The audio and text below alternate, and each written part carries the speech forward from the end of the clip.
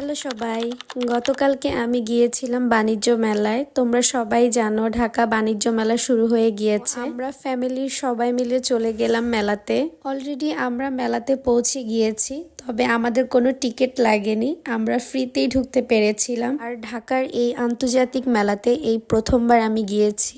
মেলাতে প্রথম ঢুকে আমার এই স্টলটা চোখে পড়লো। আর এইটা হচ্ছে ইন্ডিয়ান স্টল। এখানে কুশন কভার, টেবিল রানার হতে সবকিছুই ছিল আর বেশ সুন্দরও ছিল। আর এইখানকার ব্যাগগুলো খুবই সুন্দর ছিল, আমার কাছে খুব ভালো লেগেছে। আর প্রত্যেকটা কুশন কভার এত বেশি সুন্দর ছিল, এগুলোর প্রাইস ছিল 700 থেকে 800 টাকার মধ্যে। এইদিকে আমার খালামুনি তার টেবিলের জন্য কিছু ম্যাট দেখছিল, এই ম্যাটগুলো অনেক বেশি সুন্দর ছিল।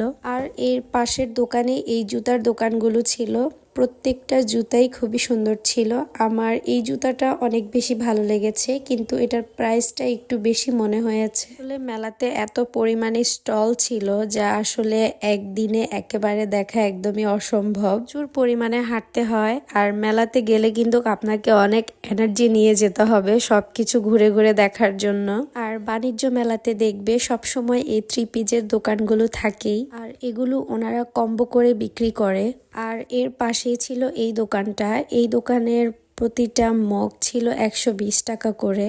আমার কাছে মনে হয় সংসারের টুকিটাকি জিনিস কেনার জন্য বাণিজ্য মেলা হচ্ছে বেস্ট একটা অপশন। যেই জায়গায় গেলে একদম আপনি সংসারের সবকিছু পেয়ে যাবেন। এরপর আমরা এই তার্কিশ স্টলে চলে গিয়েছিলাম। এইখানের প্রত্যেকটা ল্যাম্প এত বেশি সুন্দর, আমার মনে হয় যে বাণিজ্য মেলার এটা একটা আকর্ষণীয় জিনিস। এই দোকানে গিয়ে না আমার সবকিছু একদম পছন্দ হয়ে গিয়েছে, মনে হচ্ছে যেন আমি সবগুলো একদম তুলে নিয়ে আসি। আর এর পাশেই ছিল জুটের অনেকগুলো স্টল, সবগুলোই একটু ঘুরে ঘুরে দেখছিলাম। আর জুটের প্রত্যেকটা জিনিস না খুবই সুন্দর ছিল। তারপর আমরা ওখান থেকে নীলা মার্কেট চলে যাই হাঁসের মাংস আর চাপটি খাওয়ার জন্য।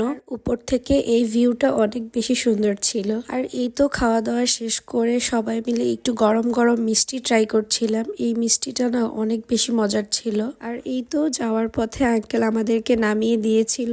আর আজকের মতো এতটুকুই, সবাই ভালো থাকবে, আল্লাহ হাফেজ।